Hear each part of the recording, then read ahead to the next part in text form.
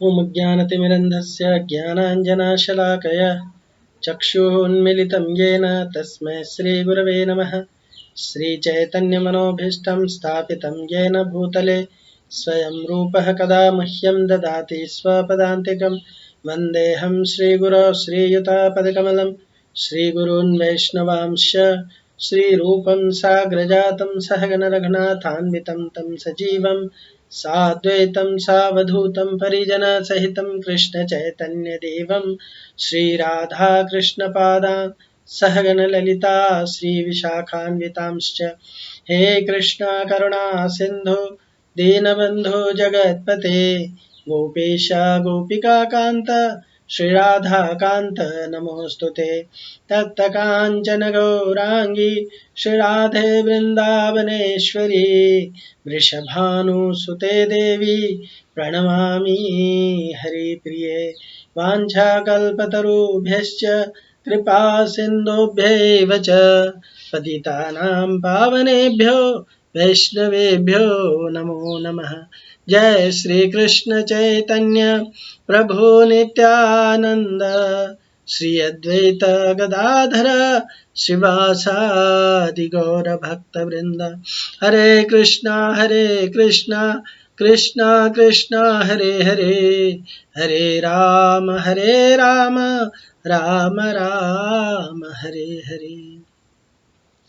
हरे कृष्णा। हम लोग अभी भक्ति रसामृत सिंधु इस पुस्तक से अध्याय 5वां डिस्कस करेंगे, जिसमें बताया गया है कि भक्ति पूर्णतः स्वतंत्र एवं स्वयं सिद्ध है। यह किसी बाह्य वस्तु या स्थिति पर अवलंबित नहीं है। तो अध्याय 3 और 4 में शुद्ध भक्ति आचरण करने की योग्यता पर हम लोगों ने चर्चा किया, उस पर प्रकाश डाला गया और बताया गया है कि भक्ति का आचरण करना बहुत कठिन है। इसके लिए केवल आकर्षण और स्वार्थ रहित चेष्टा होनी चाहिए। वास्तव में यह लचीलापन केवल भक्ति मार्ग के लिए ही है। अन्य मार्गों के द्वारा आत्म अनुभूति के लिए बहुत भारी प्राथमिक योग्यताओं की आवश्यकता होती है, जैसे पुण्य जन्म प्राप्त होना चाहिए, प्रायश्चित कर्मों के द्वारा शुद्धिकरण होना चाहिए और वर्णाश्रम धर्म का सही ढंग से निर्वाह करना चाहिए, है ना।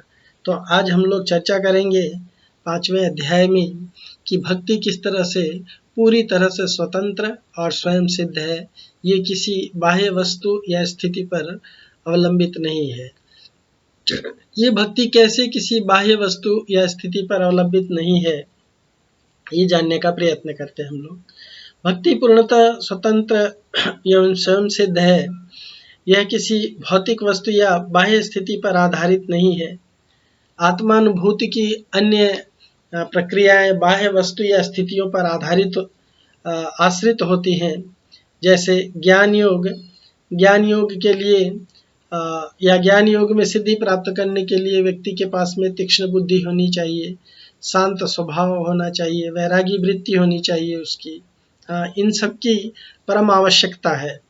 उसी तरह से अष्टांग योग के लिए कठिन विशेष योग्यताएं जो एक वैरागी व्यक्ति को ही प्राप्त हो सकती हैं, जो भगवद गीता के 6वें अध्याय में विस्तार से दिया गया है ना। कहा गया है कि अष्टांग योगी को क्या करना चाहिए, उसको एकांत स्थान में जाना चाहिए, रहस्थान, एकांत स्थान में जाना चाहिए। वहाँ ना अधिक ऊंचा हो ना अधिक नीचा हो, ऐसे आसन का निर्माण करना चाहिए। उसके ऊपर मृगछाला बिछाना चाहिए, फिर कुशा बिछानी चाहिए, फिर मुलायम कपड़े बिछाना चाहिए।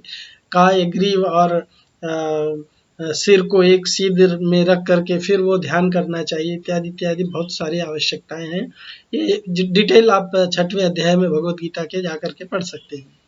उसी तरह से कर्म योग के लिए सही देश, सही काल, सही पात्र की उपलब्धि होने पर ही सफलता संभव होती है। लेकिन केवल भक्ति योग ही एक ऐसा योग सिस्टम है, एक ऐसी योग पद्धति है ना, जो किसी बाह्य वस्तु या स्थिति पर आश्रित नहीं है। ये पूर्णतः स्वतंत्र और स्वयं सिद्ध है। नैमिषारण्य के ऋषियों ने जब सूत गोस्वामी से पतित मानवता के कल्याण के लिए समस्त वेदों का सार प्रस्तुत करने का निवेदन किया, तब सूत गोस्वामी ने उनसे बताया कि सवै पुंसां परो धर्मो अथो भक्तिर अधोक्षजय अहेतुक्य अप्रतिहता ययात्मा सुप्रसिद्धति। सूत गोस्वामी ने कहा कि मानवता का सर्वोत्तम धर्म है भगवान अधोक्षज की भक्ति करना। यह भक्ति हेतु रहित और बिना किसी रुकावट के संपन्न करने से आत्मा उन्नति की ओर अग्रसर होती है, हाँ, और पूर्ण संतुष्टि को प्राप्त होती है ना। तो इसके तात्पर्य में श्रील प्रभुपाद जी बताते हैं कि मानव कल्याण के लिए वेदों में दो मार्ग सुझाए गए हैं, एक प्रवृत्ति का मार्ग और दूसरा निवृत्ति का मार्ग। प्रवृत्ति का मार्ग इंद्रिय तृप्ति का मार्ग है, जो दुखों से पूर्ण है, अस्थायी समाधान प्रदान करता है, व्यर्थ, कष्ट साध्य और तुच्छ है। इसके विपरीत निवृत्ति का मार्ग वैराग्य का मार्ग है, स्थायी मार्ग है, स्थायी समाधान देने वाला है, सच्चिदानंद प्रदान करने वाला है और श्रेष्ठ मार्ग है।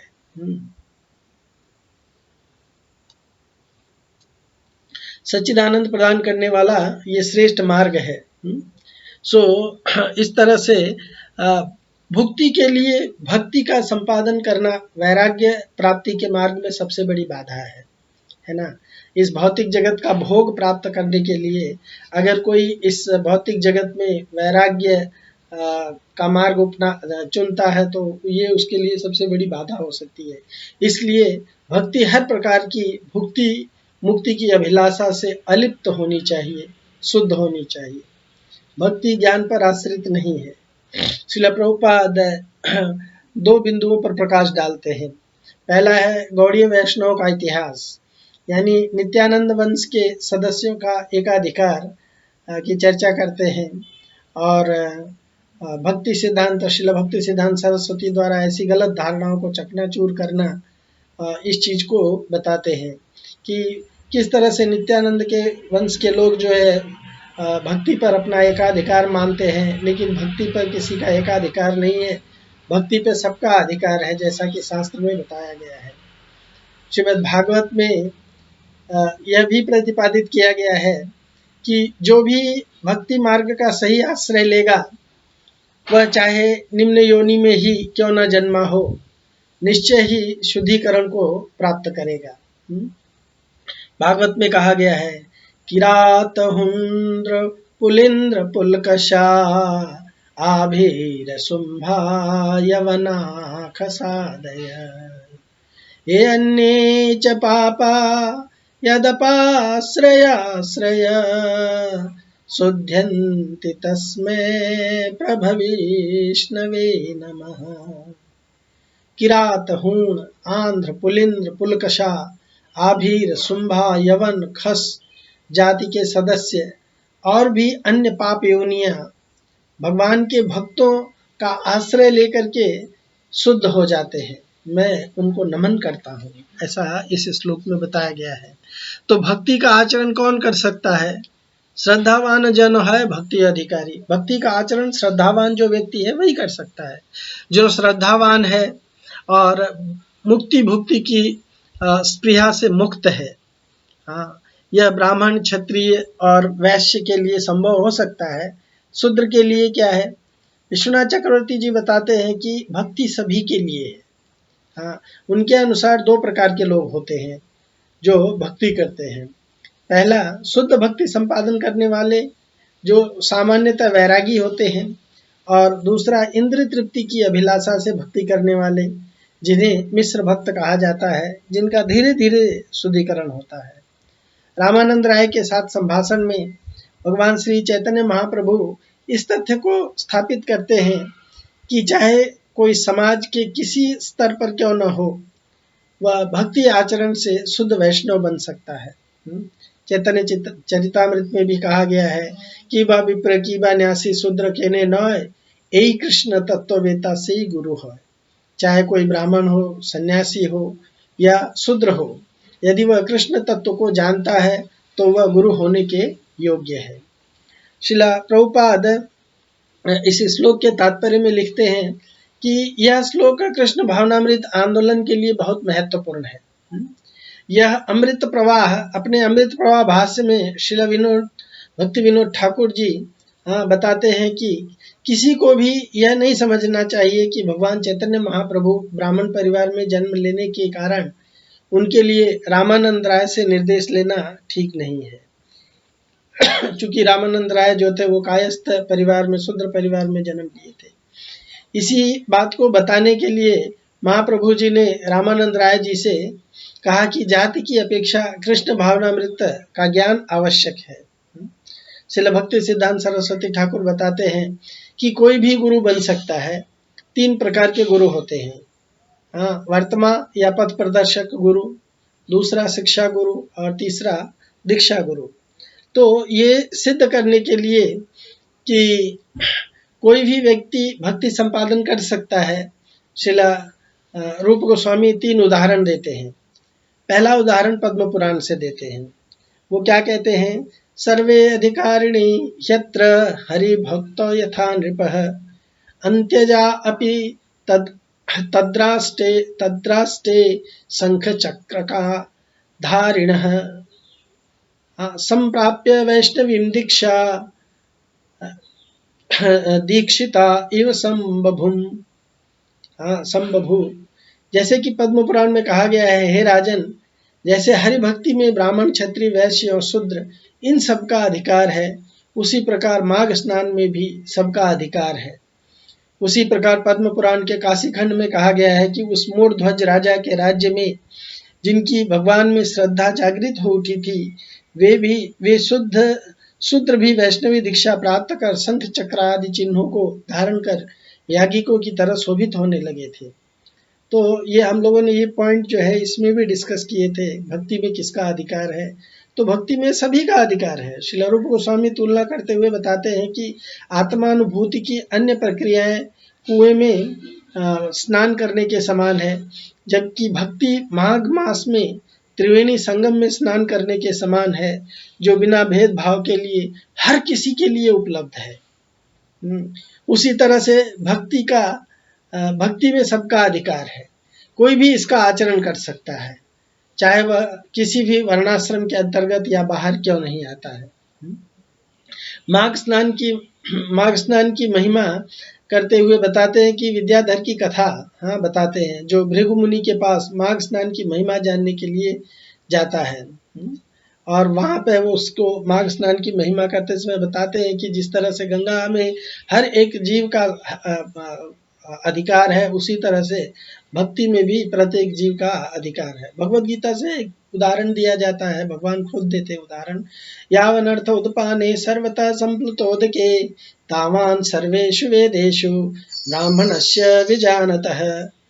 एक छोटा कुआं पानी की जिन आवश्यकताओं को पूरा कर सकता है, एक बड़ा तालाब पानी की उन सभी जरूरतों को अच्छी तरह से पूरा कर सकता है। ठीक उसी तरह जो वेदों के कारण को जानते हैं, वे वेदों की सभी आवश्यकताओं को पूरा कर सकते हैं। हरि भक्ति विलास से उदाहरण दिया गया है, कांसे को पारे के योग से स्वर्ण में बदलने का एक अच्छा बहुत बड़ा उदाहरण है।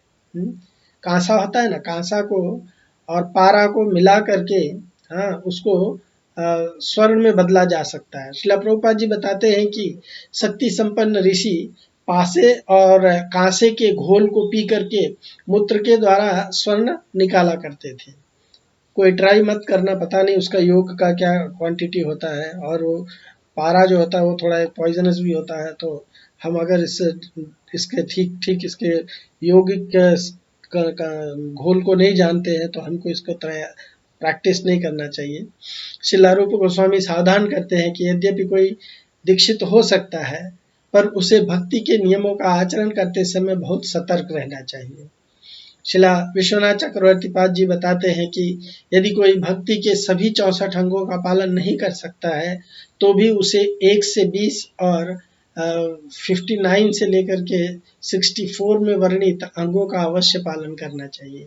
यानी स्टार्टिंग के जो प्रवृत्ति और निवृत्ति के अंग है, हाँ, 10 प्रवृत्ति के और 10 निवृत्ति के, और जो अंत के 5 प्रमुख अंग हैं उनका पालन अवश्य करना चाहिए।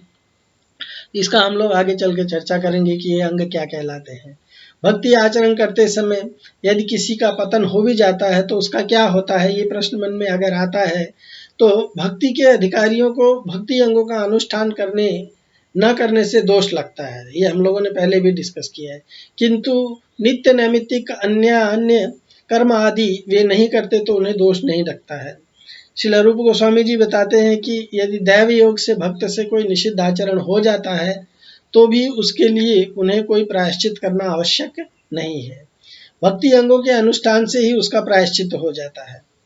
भक्ति करते रहना अपने आप में एक प्रायश्चित है। जैसे गंगा जल कभी अपवित्र नहीं होता है, उसी तरह से भक्ति भी अपने आप में सर्व समर्थ है। एक पुराण में इसका उदाहरण दिया जाता है। कहा गया है कि हरि नाम जप करते समय व्यक्ति का पतन हो सकता है हरि नाम ठीक से न जपने के कारण, लेकिन हरि नाम का ही अवलंबन लेकर के वो ऊपर उठ सकता है ना। तो इसलिए कहा गया है कि त्वयि जात अपराधानां त्वमेव शरणं प्रभो, त्वयि जात अपराधानां त्वमेव शरणं प्रभो। हे प्रभु, आपके कारण ही, आपको ठीक से जप न करने के कारण, नाम प्रभु से कहते हैं कि आपको ठीक से न जपने के कारण आपके प्रति जो अपराध उत्पन्न हो जाता है तो वो आपके इसी नाम का जप करने से हम इससे ऊपर उठ सकते हैं। जैसे कहा गया है ना कि भूमौ स्खलित पादानाम भूमौरेव अवलंबनम। जिस तरह से भूमि पे चलते चलते भूमि पर ही फिसल करके हम भूमि पर ही गिर जाते हैं और फिर भूमि पकड़ करके ही उठते हैं, उसी तरह से त्वयि जात अपराधानां त्वमेव शरणं प्रभु।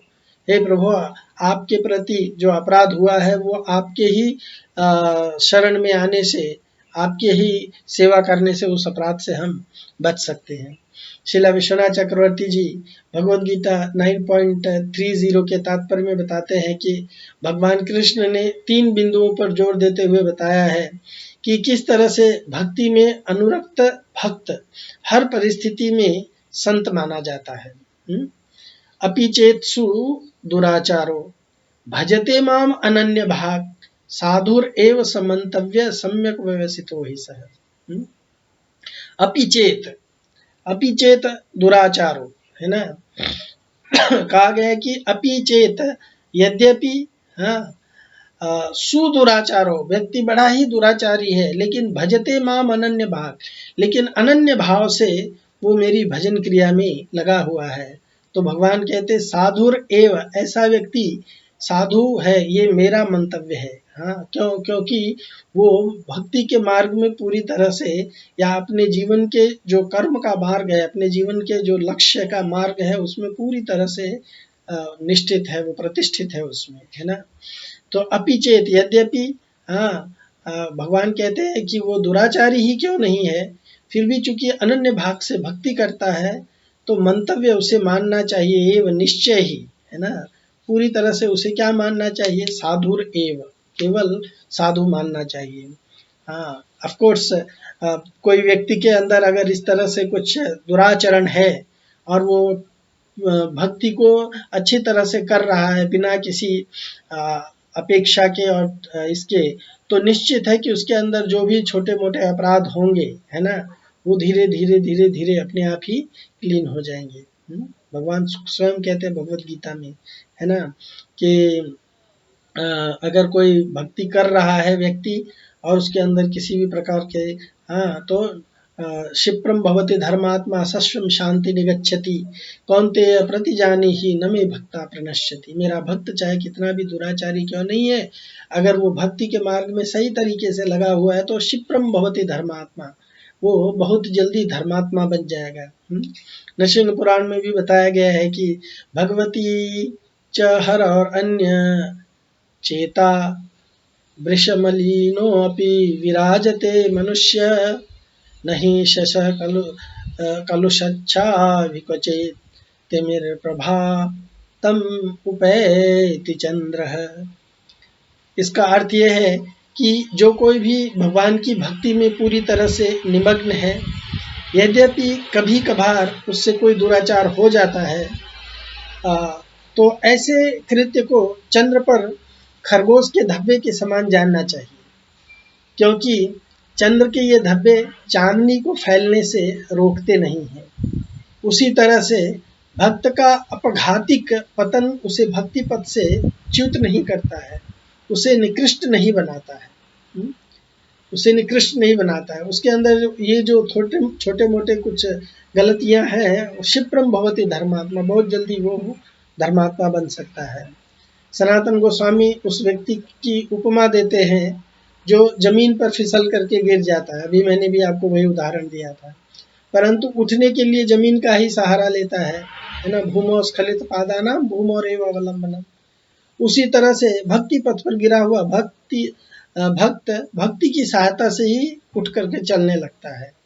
इसके लिए बहुत बढ़िया उदाहरण दिया जाता है अजामिल का। अजामिल जो है वो ठीक से भगवान की भक्ति नहीं करता है, लेकिन चूंकि पहले कुछ भक्ति किया रहता है, उसके बाद में फिर वो भक्ति मार्ग से गिर जाता है और बहुत ही बड़ा दुष्ट बन जाता है। हाँ, हर प्रकार के पाप करता है, लेकिन फिर से वो जब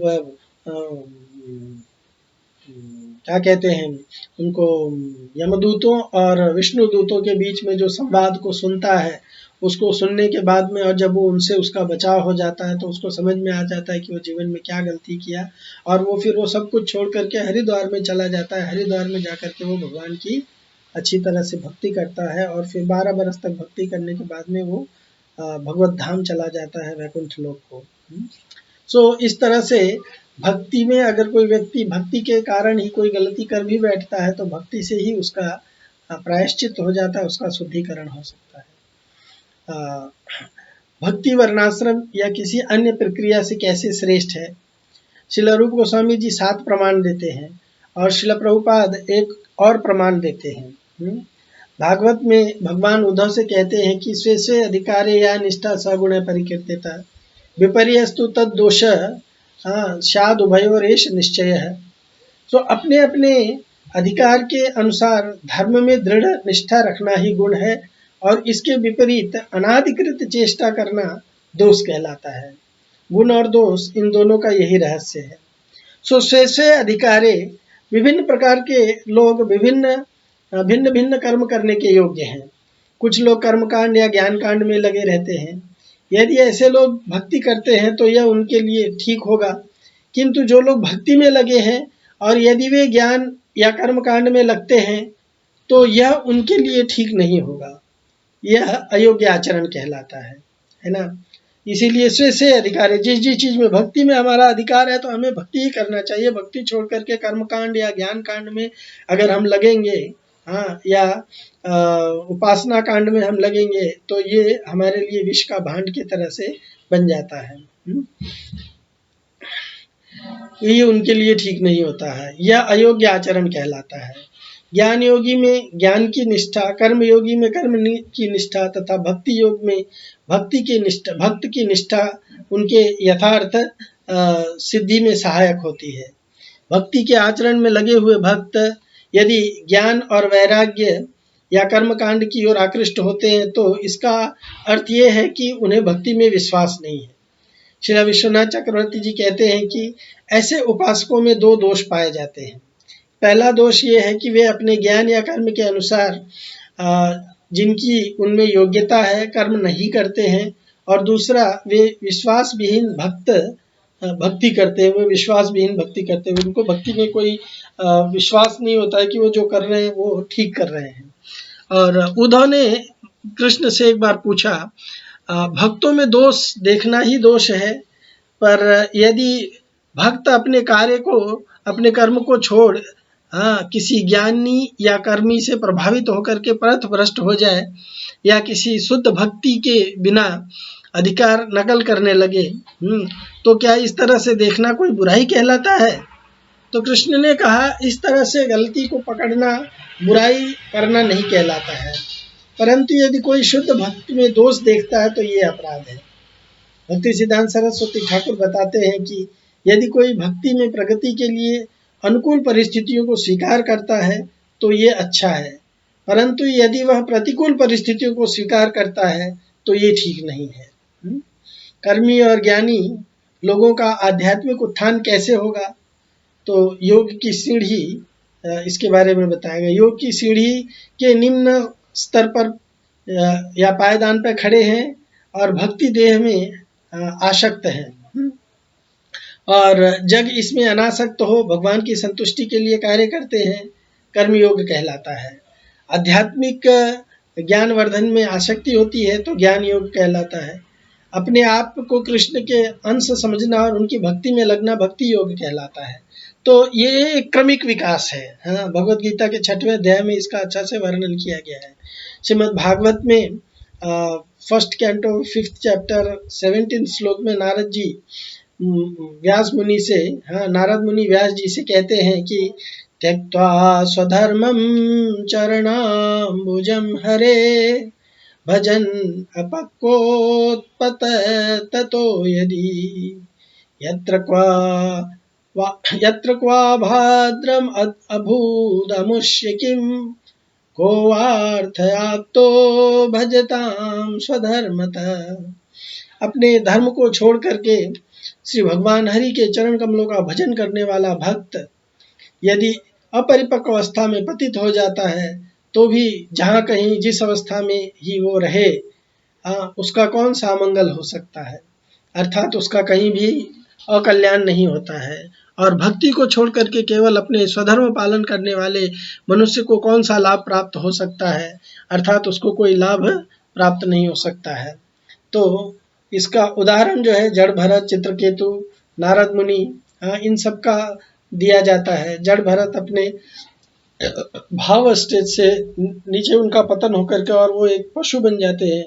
पशु बन जाने के बाद में भी उनको भगवान जो है उनकी चेतना की रक्षा करते हैं। भगवान उनकी चेतना की रक्षा करते हैं। चित्रकेतु महाराज को पार्वती जी शाप दे देती है और उस शाप के कारण चित्रकेतु महाराज जो है वो राक्षस बन जाते हैं।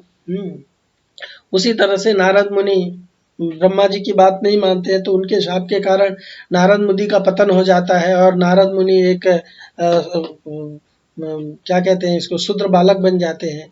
उसके बावजूद भी वो भक्ति जारी रखते हैं और अपने अपने इसमें वो आगे बढ़ते हैं। सो स्वधर्म का क्या अर्थ है? वर्णाश्रम के अनुसार सापेक्षिक कर्म करना, कर्म मार्ग और ज्ञान मार्ग, इसके अनुसार अपने कर्म को करते रहना, अपने अपने अपने आप को भगवान का अंश मान करके उनकी भक्ति करना जीव का शाश्वत कर्म है। तो इन उपरोक्त 4 में से 3 भौतिक शरीर और मन से संबंधित है। भक्ति में बाधा 2 कारणों से उत्पन्न होती है। भक्ति से अपघातिक पतन हो जाता है, एक्सीडेंटल फॉल डाउन हो जाता है, और दूसरा भक्ति में पूर्णतः प्राप्ति से पहले ही देह त्याग हो जाता है। सो भगवत गीता के इसका भगवत गीता में उदाहरण दिया गया है। हाँ, तो हम लोग इसको पढ़ेंगे और इसको आगे करेंगे। भगवत गीता 2.40 और 6.41 में इसी तथ्य को प्रतिपादित किया गया है ना। भगवत गीता श्रीमद् भागवतम 5.5.6 में ऋषभदेव अपने पुत्रों को निर्देश देते हैं कि एवं मनः कर्म वशम प्रयुक्ते अविद्या आत्मा अनूप धीयमाने प्रीतिर्न यावन्मयि वासुदेवे न मुच्येत देह योगे न तावत। कहा जाता है कि जब तक जीव तमोगुण से आवृत्त होता है वह तो वह न तो अपने आप को और न ही परमात्मा को समझ पाता है। उसका मन कर्म कांड में लगा रहता है। इसलिए जब तक जीव भगवान वासुदेव जो स्वयं भगवान श्री कृष्ण ही हैं, भगवान उद्धव जी से कहते हैं कि वो जो मैं ही हूँ के प्रति प्रेम नहीं जागृत करता है तब तक उसे इसी भौतिक जगत में शरीर यात्रा से मुक्ति नहीं मिल पाती है। हाँ, सो इन उपरोक्त प्रमाण श्रील प्रभुपाद जी प्रस्तुत करते हैं। श्रीमद् भागवत 11:11-32 में एक भक्त एक उत्तम व्यक्ति होता है, इसका उदाहरण दिया गया है। आज्ञा एव गुणान् दोषान् मया दृष्टानपि स्वकान् धर्मान् संत्यज्य यः सर्वान् मां भजेत् स तु सत्तमः। हे उद्धव, जो सर्वभावेन समर्पित होकर के मेरा आश्रय ग्रहण करता है और सभी धर्मों को त्याग करके मेरा निर्देशन का अनुसरण करता है उसे सत्तम या साधु समझना चाहिए। भक्ति सिद्धांत सरस्वती ठाकुर बताते हैं कि 28 गुणों में से 17वां गुण मत शरणः भक्ति के 28 गुणों में से जो 17वां गुण है मत शरण है, अर्थात परस्पर भगवान की शरण लेने वाला, क्योंकि भगवान सभी दिव्य गुणों से के स्रोत हैं, उनकी शरण स्वीकार करने वाले भक्त में सभी 28 गुण अपने आप आ जाते हैं। उसके लिए अलग से प्रयास करने की आवश्यकता नहीं होती है।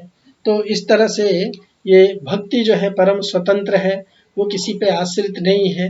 हाँ, भक्ति करने के लिए ज्ञान कर्म इत्यादि की कोई आवश्यकता नहीं है, केवल भगवान की शरण में चले जाना ही आवश्यक है बस, और कोई भी व्यक्ति किसी भी कंडीशन में भक्ति कर सकता है। तो इस तरह से ये चैप्टर समाप्त होता है। अब भक्ति कैसे की जाए, इसको लेकर के हम लोग दूसरा चैप्टर चर्चा करेंगे, जिसमें भक्ति साधन भक्ति के 64 अंगों का वर्णन है, तो हम लोग उसका वर्णन तब करेंगे। तब तक के लिए आपका बहुत बहुत धन्यवाद। Hare Krishna. Thank you so much.